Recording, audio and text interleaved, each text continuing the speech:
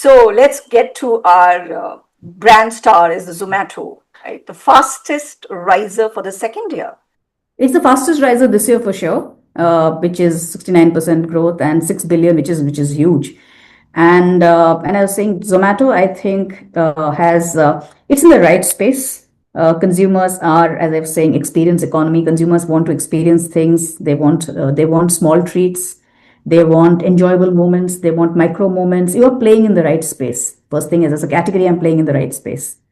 So have category tailwinds, and then tons of continuous innovation that they're doing. uh, District, all the vegan health mode, all the stuff that they're doing, and very witty sharp communication. So you don't need very heavy communication, you don't need tons of ads, but the way they engage with their audience continuously and consistently is brilliant. And they activate micro moments also very well. I mean, festivals, this, and you're just continuously activating. I think what they're also doing very well is internally they have become more efficient. They have therefore become more profitable. So they are also getting the investor confidence to that extent. At the point at which we took the cutoff, which was July of last year, which is when we took the cutoff, they were doing well.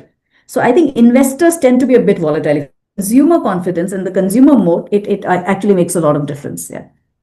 So actually, you are right. They were top risers for 2 years in the running. You're correct.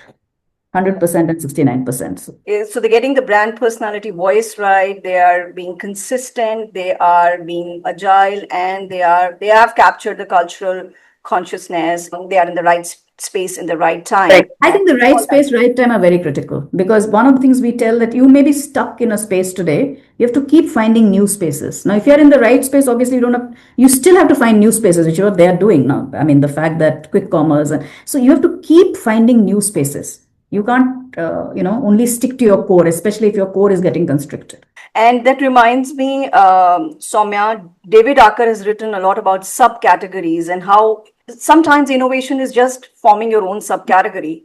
And, that is innovation. And because you are the leader there, it's sort of like a niche, but it's related to, where you are.